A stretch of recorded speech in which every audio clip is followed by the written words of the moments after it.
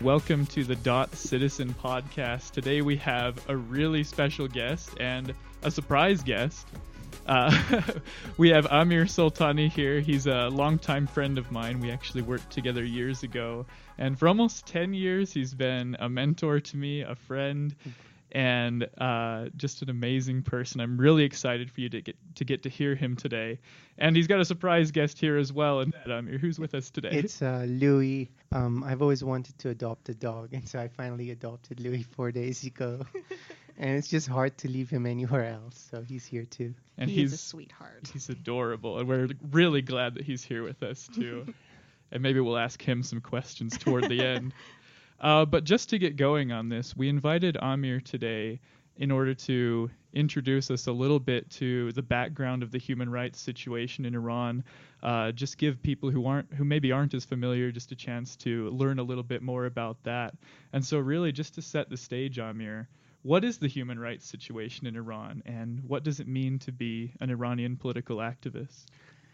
Thanks, Zach. It's such a pleasure to be here with both of you and Louis, obviously. And the human rights situation in Iran has been problematic, not just since the revolution, actually, for at least a century. As early as 1906, with the constitutional revolution, there were attempts to limit the power of the state and establish what people would call a house of justice. My experience of human rights in Iran went back to my childhood, which was actually quite beautiful. And I think people often miss the beauty of life, the life that we were living in Iran. And there was such warmth and connectivity within families, social circles, and so on, that when the revolution happened, I remember even before the revolution, when I'd go to school, across from our school was Evin Prison, which is the main prison in which political prisoners were held, both at the time of the Shah and then subsequently. And so really, in a way, if you think about the history of human rights in Iran, it's very much linked to the history of that particular prison. And I remember as a kid, I'd ask my parents and people, what goes on there? And there was a hush around it. And then when the revolution happened, Ayatollah Khomeini promised, just about, one of the great attacks on the Shah was because of torture and the role of the secret police, Savak, in torture. And so what was very ironic and very powerful was that very soon after the revolution, in fact, almost as soon as Khomeini came to Iran, he instantly went to Zahra's paradise, which is the main cemetery in Iran, to claim all the people who had lost their lives during the revolution. But then shortly thereafter, he was residing in a school, and the execution started. And the execution started with a single sentence that Khomeini had written, and it wasn't a fatwa, it was a farman, which was what a king issues. And that line just authorized revolutionary judge Ayatollah Khalkhali to dispatch the prisoners with all expediency.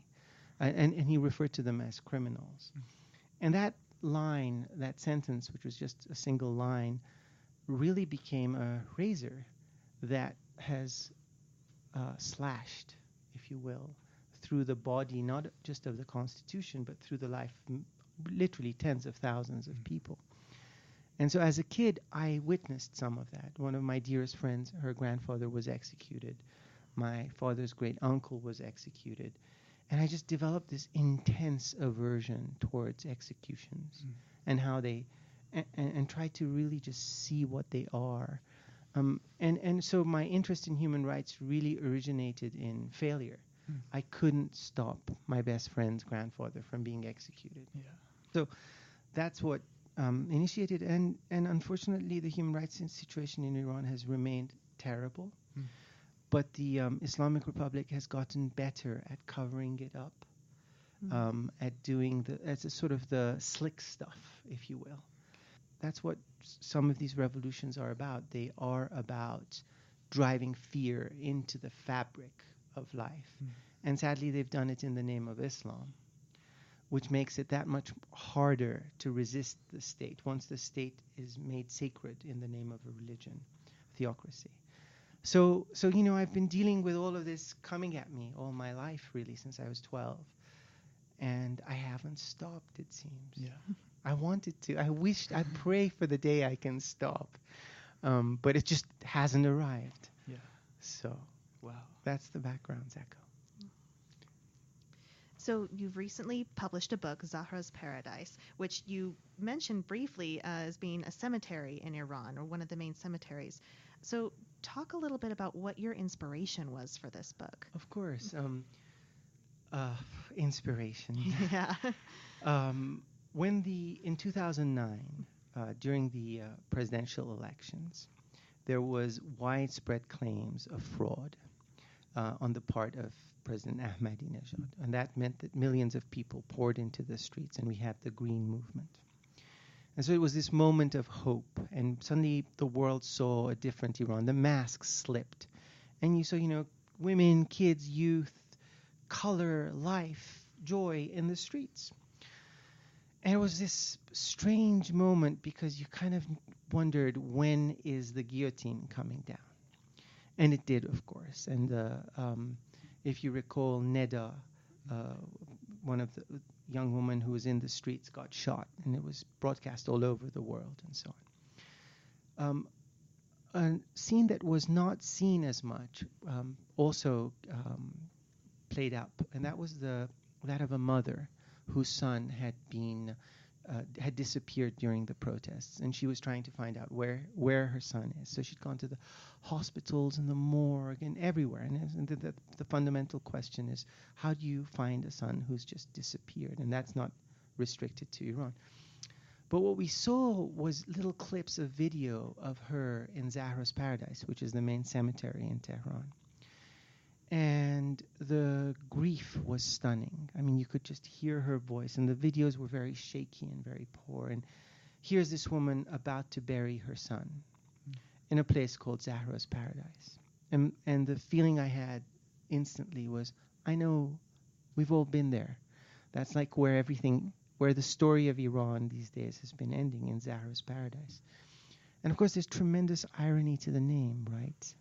Zahra is the name of the Prophet's daughter, and paradise. And so this was the beginning, if you will, of the inspiration. Was I wanted to tell that woman's story because I felt it captures Iran's story. Her tears, her grief, her anger, her rage, her dignity, her, everything. It was like, that's where the resistance is. That's where life, oddly enough, in this cemetery, in this mother's refusal to bury her son, in this kind of earthly womb called Zahra's Paradise, which is supposedly the gateways into heaven, that's where the resistance was, and that's where the story begins. Wow, I love that so much. I mean, I simultaneously don't love it, of course, because of the difficulty of that image. But earlier you mentioned the image of Neda Aga Sultan, who was one of the most widely viewed images of that time. I think Time magazine called that one of perhaps the most widely witnessed death in human history. Wow. And I recently watched it again myself because in 2009 that was I think for me, one of the most enduring images that even sticks with me now and got me interested in Iran in the first place. And I'm wondering for you, in addition to Neda and the mother you mentioned, there's a few other images that appear in Zahra's Paradise. And in particular, one of the things that you come back to time and time again is this image of the crane. And I'm wondering, what exactly does that image mean for you? What is its significance? And are there any other images that really just stick with you from that time or even beyond? Thank you. Well, it's funny that you say the crane, because whenever I drive by a crane, and this was at the time I was in California, I would expect someone to be hanging off it. I mean, I didn't think of a crane as something that's for building, but it was a hangman's instrument. And I found it to me, the crane is actually the symbol of the Islamic Republic, frankly. It's what the Islamic Republic has to offer the Iranian people, this image of people literally dangling between heaven and earth, with the crane almost as the hand of God, lifting them in the name of religion and so on. So it's this powerful and strange link between technology, if you will, or modernity and religion, which doesn't at all make sense to me. And I've always thought that these symbols are really important for us to define and focus on, because revolutions often work through symbols. The other image, and this is at a much more personal level, when I wanted to start writing Zahra's Paradise, the inspiration was the image that you had mentioned of the video of the cemetery. But it's kind of like playing music and you want to find the right note. And the note that came to me was from a childhood experience of mine, where just outside our school, which is just under the Alborz Mountains in Tehran, a very beautiful part of Tehran. It's almost like a lush, gorgeous valley. One day we were playing soccer and the ball rolls down the valley and goes to the river, and a villager was about to drown a sack full of puppies. I didn't see it. Our driver saw it and came back and told me about it. And that I'd completely forgotten about it until it was time to write the book.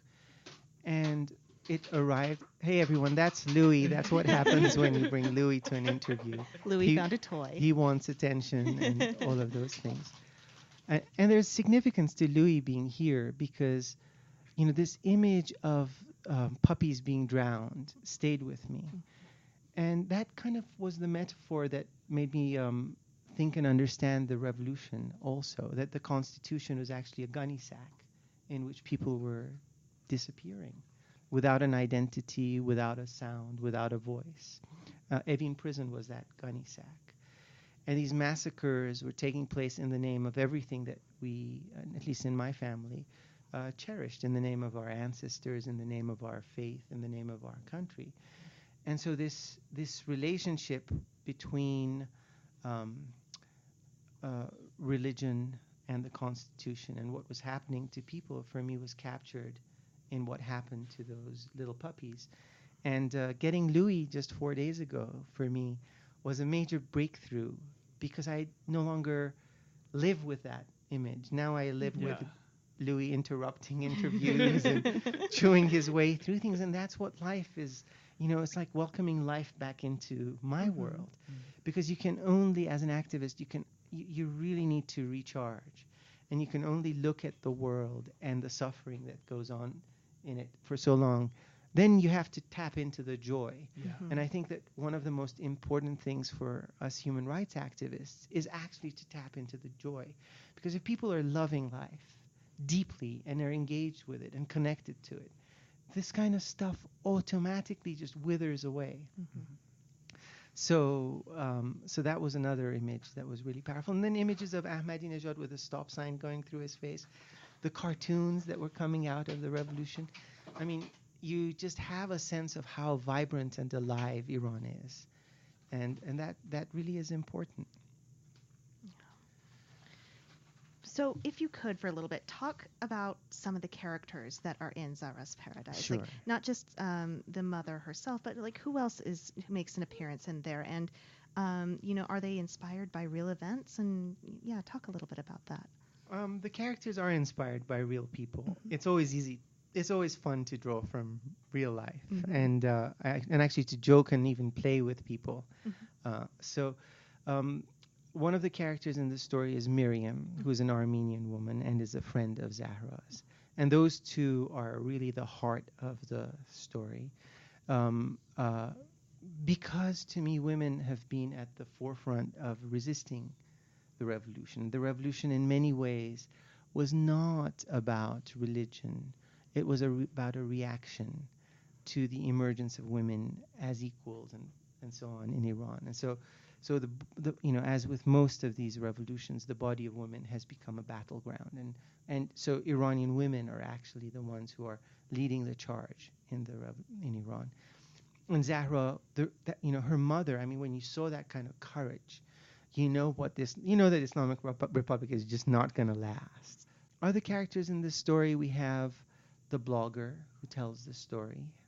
His name is Hassan, and the reason we had a blogger was because bloggers were such a force during the 2009 protests. I mean, all of Zahra's Paradise was constructed based on blogs and images coming out of Iran. And so we always say that it's not our story, it's their story. They wanted it seen and heard in these little mirrors that they had created, which is why we had Taimur as one of the main characters in the story, who's fat and bald, and runs a copy store. And he's very much a mensch, you know. He's at the heart of the story, and an uncle, and just the human relationships and then we have a cab driver, again, because we wanted to show that, you know, human relationships are negotiated in places like the cab, which is a space that the state can't control. So it's kind of like a flash mob. 3 or 4 people go in the cab, they have an exchange, and all kinds of things, adventures follow. So those are some of the characters in the story. And of course, the main character is named Mehdi, who is Zahra's son, and he's the one who disappears in the prison system. In real life, of course, that has happened to thousands of Iranians. And as far as our story was concerned, it was based on the what happened to a character named Sohrab Arabi, who in real life was killed. They told the mother that, you know, they gave the mother the runaround. And so the heart of the story was, and the goal of the story was to show what happens when somebody disappears in a judicial system like Iran's. I mean, it's a critique of that judiciary, because there's no way to track them, nobody recognizes them, how do you identify them, and so on. It's really a vast black hole. But Iranians do go into that black hole and have broken out of it too. So those are some of the characters. One of the things that I found really interesting about what you just said was the role of bloggers and the role of individuals in Iran sort of taking control of their own narratives, many of them possibly for the first time, or at least for the first time it was viewed on such an international level. There's Louis again. I love him. And so I'm really curious, 2009 was a huge moment for citizen journalism in Iran, using cell phones, using blogs, using all kinds of different tools, using social media to tell their stories. But I wonder, where does that citizen journalism stand now? What are Iranians doing to share their stories today? Or have we seen the government learn from this a little bit and try to find ways to stop that from happening? Well, if you remember, one of the great tragedies of 2009 was that a blogger named Sohrab Arabi was killed. And his story, so there was a very clear and concerted attempt to eliminate and terrify bloggers, and that effort has continued. But the challenge for the Islamic Republic becomes that they score so many own goals in so many ways that it becomes hard for their for stories not to break through. So there are oftentimes there are contradictory stories that come out at the same time. Right now, there are the latest victims in Iran are environmentalists and Sufis. Who would have thought, right? So it's almost as though the Islamic Republic just has, so workers have been targets, farmers have been targets, intellectual scholars and journalists have been targets, women have been targets. Now Sufis and environmentalists are targets. So as this process goes on, these linkages between these groups also gets much stronger. The other thing that's been going on is that a lot of lawyers have been targeted. Again, if you are afraid to have if you can't have a lawyer, and the lawyers are ending up in prison, again, that's another way to kill the stories. But actually, I was in London just recently and had the privilege of meeting Shirin Ebadi, the Iranian Nobel laureate. And when you see someone like her, she's very small, and yet she's a force of nature. I mean, a force of nature, and she takes on giants. She's taken on giants. We have characters like that, both inside and outside Iran. The Boruman sisters who've been documenting human rights violations forever. Firuze Mahmoudi and your friend Reza at United for Iran. And so the networks, the social networks in Iran are so rich and so deep and so extensive that stories break out. They can't be killed. The challenge the human rights community has, Iranian human rights community has, and this is something that Mrs. Ebadi brought up when I was talking to her, was to make our stories global. That we can't just be addressing ourselves internally, because the battle is global. So when the Islamic Republic goes to France, and it's called Le Big Deal because Mr. Rouhani is there, and billions of dollars are at stake, automatically there's a desire on the part of, for instance, Europeans or the Chinese and others to ignore the Iranian human rights story. So the human rights battle that we have to fight is not limited to Iran. And sadly, capital has a major role in this. It's like the Islamic Republic controls billions of dollars in oil revenues, and the human rights activists are fighting with budgets that range between $5,000 to tops is $1 million. But you're fighting $100 billion plus system, so it's not an even match. So what I'm trying to say is that we can and do get our stories out, but we have to be more strategic about what we do with the stories. And in my own case, with Zahra's Paradise, I was a traditional human rights activist. I'd constantly write letters and stuff like that, and it would just go nowhere. I tried publishing a letter. I had 12 Nobel laureates supporting a letter for human rights in Iran, 100 American academics. And I went to the New York Times to publish it, and to get a full page at the New York Times then, this is around 2000, was around $80,000. Wow. Now it's around $180,000. I mean, it's very, very expensive. I was fortunate the New York Review of Books published it. But that's one of the reasons why we went to Zahra's Paradise, and that's where the technology connection came in, because I was a student at Harvard and I wanted to study art and technology. And they were like, no, that's not Middle Eastern studies. And I'm like, no, but it's important, because art conveys emotion and technology helps us distribute it. None of this was even this well formulated, but when it came to Zahra's Paradise, it was clear that in fact there are ways of creating global platforms, global characters, and pushing things out that way. So you made an interesting point about the money that the government controls, and I just wanted to recommend that if anybody's interested in digging into this deeper, Reuters has done an investigation called Assets of the Ayatollah, and it's worth your time to read through that series that they've published. I want to go back to the 2009 protests and talking about social media and the blogs a little bit. So I had been in college for about 3 years at this point when in 2009, and I believe Zach had been in college for about a year.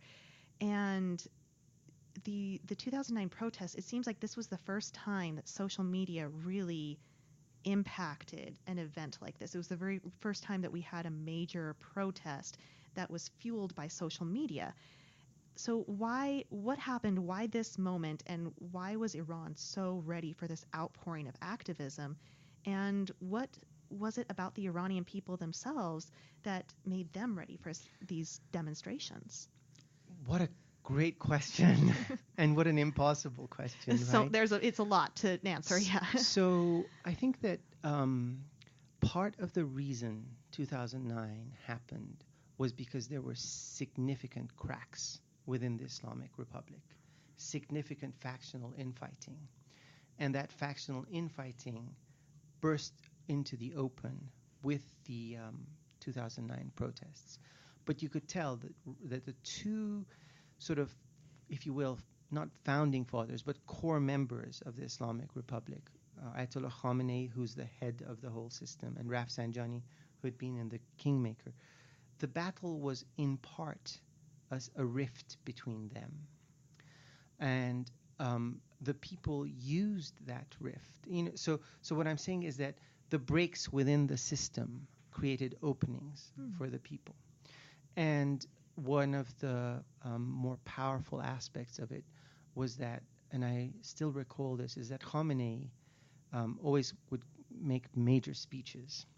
And he had made it clear that he wanted Ahmadinejad to be the next president. And Ahmadinejad had referred to the people as dust and dirt.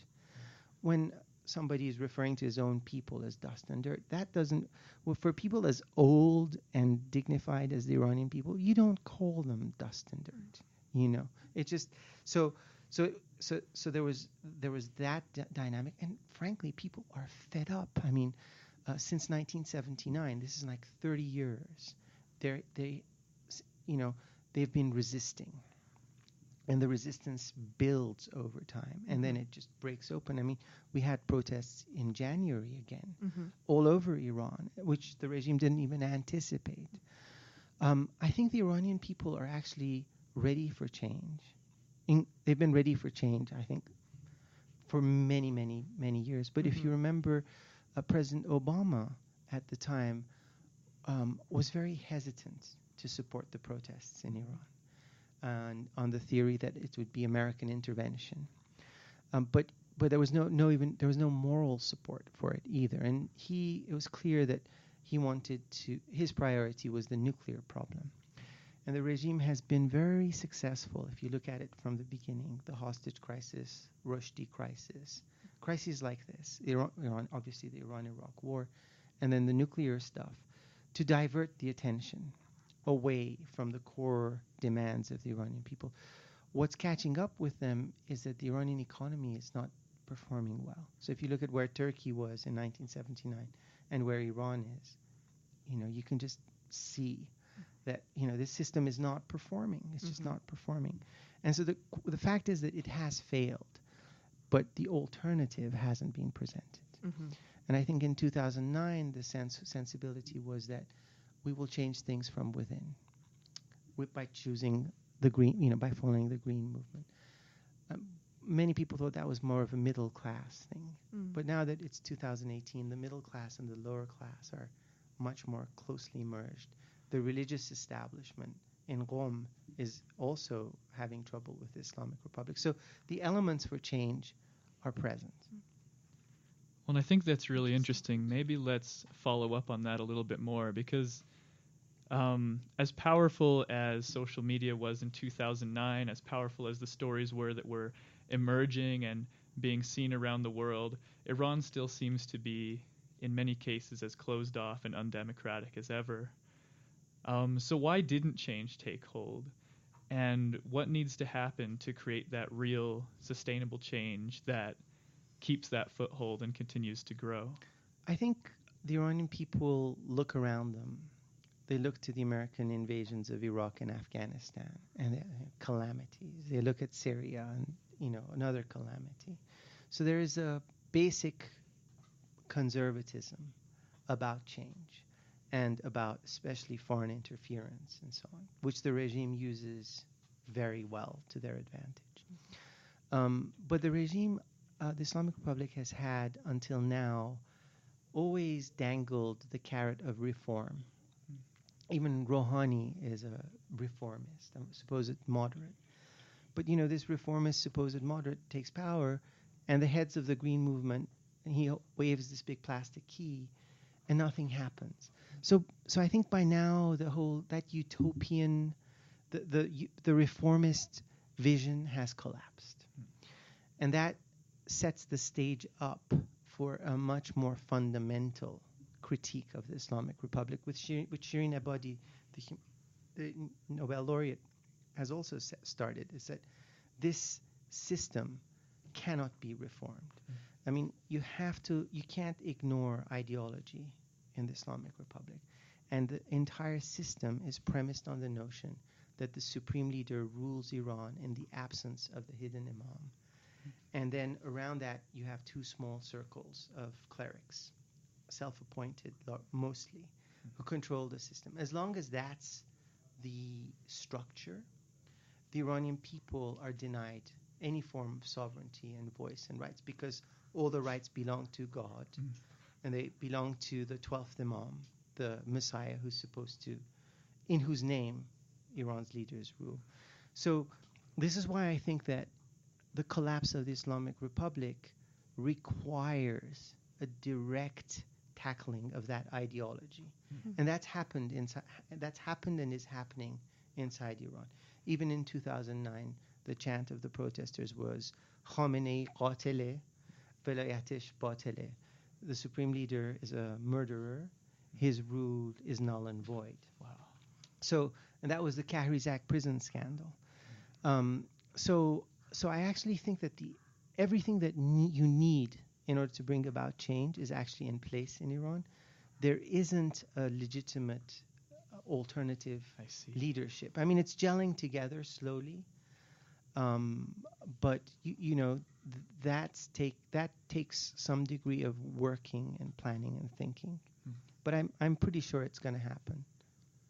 So this is just to let you know what a great podcast this is, because they not only interview me, but they take care of the dog and switch cookies and biscuits underneath the table. He's a sweet pup. Okay, so I want to go back a little bit. You had talked a little bit about the prison system and how when somebody is taken, they basically disappear into a black hole. So in Zahra's Paradise, one scene that really struck me is she ends up outside Evin prison looking for her son. And it's not just her. There's all these other people sitting there waiting, looking for people, trying to get any sort of information about their family members. So explain the Iranian judicial system a little bit. What is it like to be accused of criminal activity by the government? And how does the government monitor and keep information on activists? Thank you, Louis. So the judicial system, to me, resembles in many ways, when you look at the history of Christianity. The judiciary's function is not to protect the people. The judiciary's function is to protect the system. So that's a fundamental, difference. And really, it's become in many ways kind of like what the Catholic Church would do, with witchcraft trials and so on. The label is, and I think this is at the heart of everything, is that given that the focus of so much of your work is technology, is that we don't think of language as a technology. But in fact, language is the most powerful technology. And the way it has worked in Iran is that labels like corrupt on earth, or heretic, or heathen, or infidel, and so on, these labels, once they're attached to someone, or even a group, assume a dynamic of their own, and for people, and so it becomes very hard to challenge the labels, because the labels are connected to an ideological framework, and if the labels get destabilized, the ideological framework gets destabilized. So the judiciary really is the heart of the Islamic Republic, and its function is, in fact, the persecution of the Iranian people. Now, what's happened, which has weakened the judiciary's grip, is scandals like Kahrizak. And the only reason, which was a prison in which a lot of the protesters in 2009 ended up going, horrible conditions. And several died, including the son of a high official. And the fact that he had died forced the issue. The Kahrizak doctor, who the judiciary was saying that everybody who died there died of meningitis, and the Kahrizak doctor refused to certify that, and then he supposedly he was probably poisoned before he could go and speak before the parliament. So, the judiciary really is like the web. It's what devours and destroys people. Really. Yeah. But what's interesting is that there are different groups. Even when you look at Evin prison, different groups control different parts of the prison, different factions. So different people can come and arrest you, and this is part of the complication of the system. It's that the Revolutionary Guards effectively run their own. So there's a clash between even the government's intelligence services and the Revolutionary Guards and so on. So it's a very complex system, and deliberately that way, because it's harder to break down, harder to penetrate. That is fascinating. Gosh. It's like Stalin 101, you know, really. But the point is that what I wanted to stress is that one of the challenges that we have in Iran is that, you know, even words like dog, I mean, common words, insect, roach, and so on, which in fact President Trump is also using, the animal metaphors, make killing that much easier. And so we kind of need, in these struggles that we're engaged in, it's very important to deconstruct language and break it down, because authority operates through language. The executions that I couldn't stop operated through language. Institutions are built around language. So the point with Zahra's Paradise is to actually break those norms, break those structures. It's fascinating. Wow.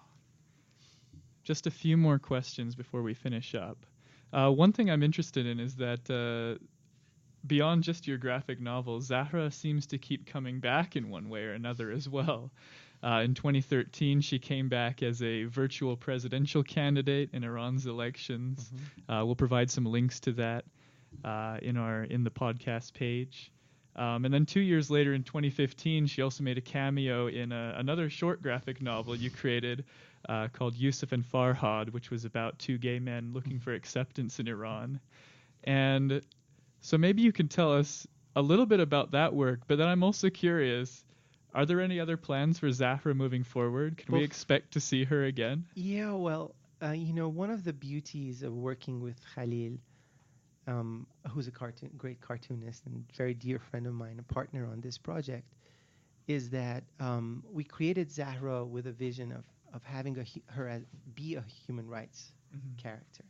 And so when the 2013 presidential elections happened, there were no women running. And so Khalil and I spoke with each other and said, well, why not have Zahra run as a virtual candidate for president? And then we hooked up with United for Iran, which is an Iranian human rights organization. And we literally had a virtual campaign with Zahra running.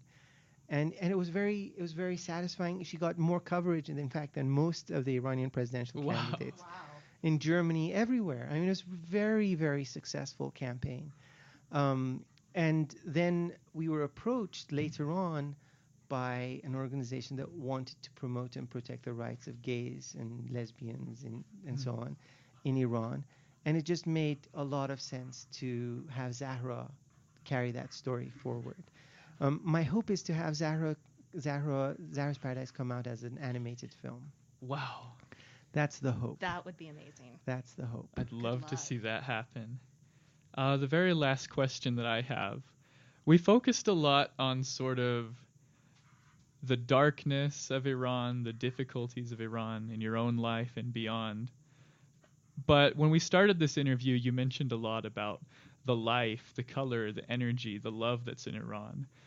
And a quote that I've recently heard that I've been thinking about a lot lately is just this idea that what's essential isn't seen. And so I'm curious, for you, what is essential about you, about your work, and what's essential about Iran? It's just love. I mean, it's just, that's the heart of it. I mean, when you look at the Persian language, right, Hafez and Rumi and Sadi and, you know, thousands of poems, they all revolve around love. And it's not high culture. I mean, you go to any village anywhere in Iran, and those poems, they're almost like Iran's oral constitution. And that's where the tradition is. And so for me, that it's just impossible. One is love, and the other is oneness, which is a core concept in many Abrahamic faiths. Oneness, right? And this is the country that's been the crossroads of everything. And at the beginning of the revolution, the message was, we are neither west nor east. And I actually think that where this will integrate itself is that in fact Iran is the east and the west. And in fact, it's not even a place anymore. It's a global diverse diaspora, its vision, its color, its culture, its music. And I don't see that as dying in any way. I actually see it as asserting itself, that the darkness accentuates the light, just like an illness accentuates life, you know. So I have great expectations for Iran. I don't think Iran will go the way of Syria and Afghanistan and Iraq at all. I think the Iranian people will hold. I think their culture is, you know, the battle is ultimately over culture. And I think the Islamic Republic has lost that battle. Wow. Excellent. So just one last question then to close out this podcast. What is next for you? What do the next few years look like? Oh, gosh. I know, it's so rough. What an amazing question. You know, I've spent, I think since I was 12, trying to understand how violence works and how executions work and how states and systems and ideologies work and so on. And I realize now at this ripe old age that I can't be spending all my time fighting the negative with all my love and energy and so on. That those of us who have this great love and passion for life, one of the ways of honoring it is just by living more fully, by living more joyfully, by giving more of ourselves and by accepting more from the world. So I feel much more centered now. You know, I have been, for instance, and this isn't, I don't recommend it for others, but it's almost like what you see in America nowadays is a repeat of what we went through in Iran in terms of again, if you listen to language, to words, because that's where the violence will come from. Illegal documents, invaders, you know, these kinds of labels that deplete our humanity. And we need to reclaim those words that express our humanity. And ultimately, we can't really rely on words. We have to live them as deeply as we can. So I'm in this stage where I'm much less of an intellectual, at least I think I'm much less of an intellectual, and much more just trusting of life and the journey.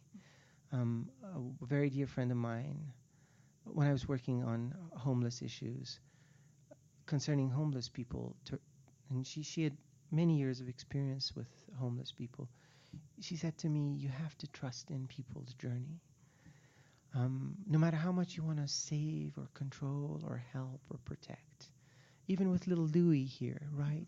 He has a rap sheet. That's why I took him out. I couldn't break the Iranian prisons, but I could take Louis out of the shelter. And he's got issues that need to be resolved and so on. But that's something that I can do.